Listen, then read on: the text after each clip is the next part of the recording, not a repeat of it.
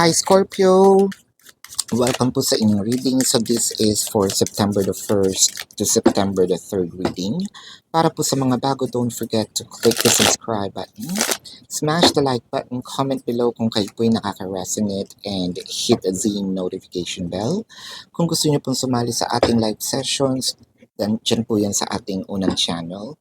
That is Babaylan TV.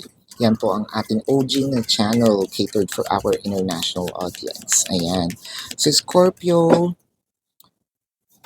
I want you to know that this is a general reading.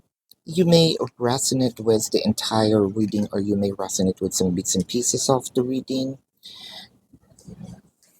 Take what's only yours. Sorry na shock ako sa card kasi parang hindi mo inakala na all of a sudden, no, na meron talaga siyang either itim na balak, no, or masama ang ugali, no, na hindi natin na-foresee or parang pwede nating isumpa ito no. At first maayos, hindi natin ni sa hinagap, hindi natin, kumbaga, even nakatuban, no? Siguro yung ang anghel-anghel ng mukha ni person, tapos, naulanan lang, lumabas yung totoong kulay with the TikTok and chaos and conflict. Parang sa isang iglap, either pinagpalit tayo, either bigla siyang, alam mo yun, para siyang naghubad ng maskara or ng kanyang costume. Doon mo nakita yung totoo niyang kulay, no? Yung mga pagbabago dito, I think na instead of habang tumatagal sana, mas, yun nga, o totoo naman, lagi kayong na habang tumatagal nakikilala mo siya. Pero habang tumatagal sana, dapat, di ba, mas maayos, mas nagkakaroon na kayo ng adjustment. Pero parang sa'yo, everyday is an adjustment na parang hindi na ito yung taong kilala ko. Ito pa ba yung taong minahal ko, no?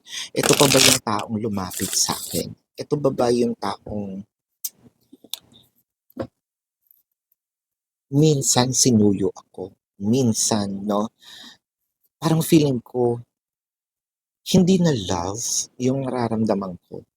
May inis, may galit, no? Minsan siguro naiisip natin, sakaling ko kaya to. Sa isip yun ha, we're not advocating violence. Pero sa isip niyo parang ang dami niyong gustong gawin kung hindi lang masama, no? Nagawa ko na. With the Ten of Swords, and the Nine of Wands. So parang ito na yung sinasabi niyo dito, Scorpio, ayoko na. Either sasabihin ko na, ginawa ko na, or bakit ko sasabihin? Basta na lang akong nawala. Parang I am thinking of tapusin na itong kahibangan ko, no? Tapusin na itong, ayoko naman sabihin, pwede natin sabihin din pagkukunwari, no? Kasi siguro nagkukunwari tayo na tayo na yung gumagawa ng excuse na mahal ako nitong taong to, no? Magbabago pa to. No? Pero parang sa'yo, nawala na yung gana. Nawala na rin ako ng pag-asa na pwede pa mangyari yung mga nasa isip ko. Pati pangarap dito nadamay, no? The Nine of Swords and the Temperance. More on stress tayo ngayon. More on hindi tayo nakakatulog. More on yung mental health natin apektado na yung iba pa nga baka siguro binabangungot pa, no? This is actually a worst experience, if I may say. Wala man dito yung card, pero I feel like yung i-combine mo siya lahat, this is a devil card, including yung oracle cards, no? Parang yung control, yung manipulation, pero yun nga yung sinasabi natin, parang the enlightenment is within us na parang na-download na natin na, nauntog ako dun na. Tama na, no? Hindi na pwede 'to.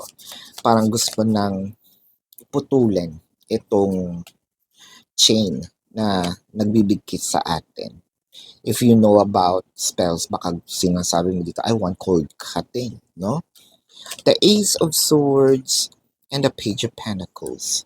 So parang sabi mo dito, ang dami ko palang mga sinayang, no, na opportunities. Ang dami ko palang sinayang na time, no? Ngayon, medyo merong mga pagsisisi or nagsisisi talaga tayo, no? Siguro nasa abroad na ako ngayon.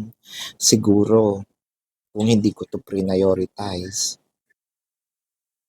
maayos ang buhay ko, no? Siguro kasama ko si ganito, si ganyan, no?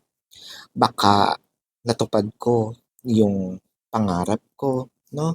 Ang daming naglalaro sa isip natin. Um, Scorpio,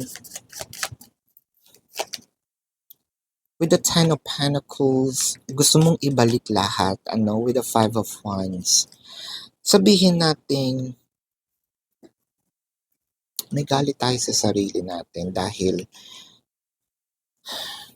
na-deprive natin yung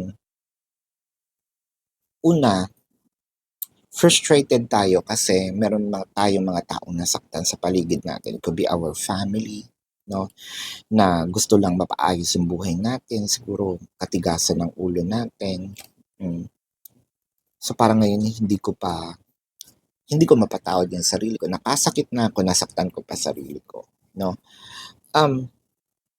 Yun nga, yung una din, bukod sa ibang tao nasaktan mo yung sarili mo. Which is mas doble yung sakit kasi walang ibang gumawa kundi ikaw.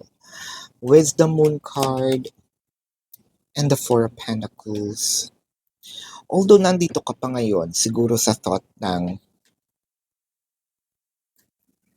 kailangan ko bang bumitaw?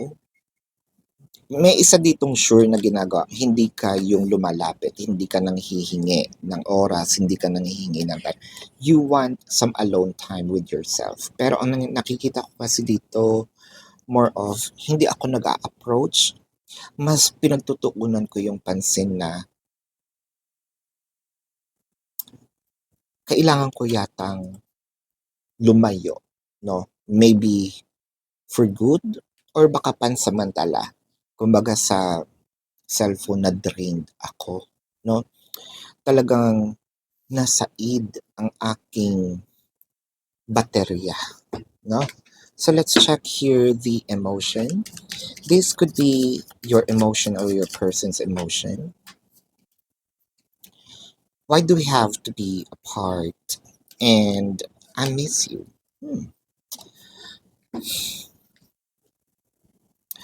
This could be your person's question. Pero paano namang hindi lalayo sa'yo kung ganyan ka? No? Paano hindi naman lalayo sa'yo kung sabihin natin, oo na, namimiss mo ako, namimiss mo akong gaguhin, namimiss mo akong wala kang laruan dyan, no?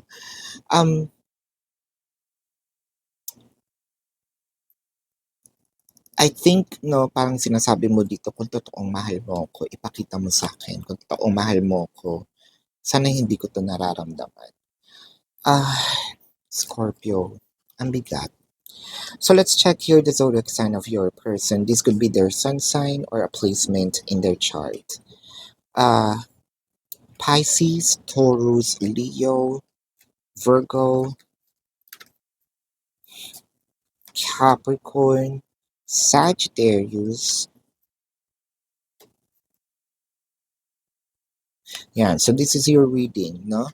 Scorpio, again, para po sa mga bago, don't forget to click the subscribe button, smash the like button, comment below kung kayo po ay nakaka-resonate and hit the notification bell.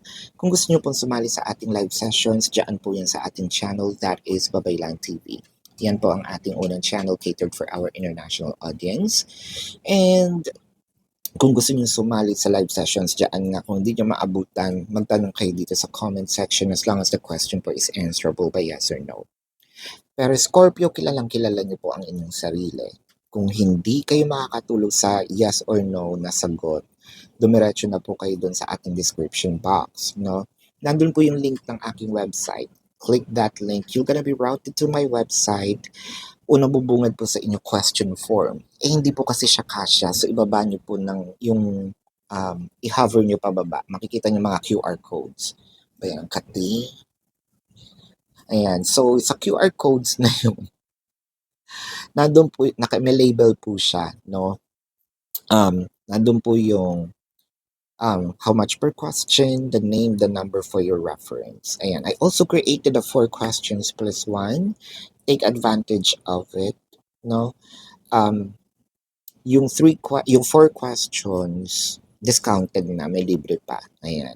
If you want to book a private reading, nandun din po siya sa description box. Pakihanap na lang po yung QR code, ano, for the private reading or personal reading. Kung hindi naman po kayo nagmamadali, edi sumali po kayo dun sa ating raffle, no? So, sa raffle po, all you just need to do is to report the fake accounts na nandyan po sa description box. Pwede po yan paulit-ulit, no?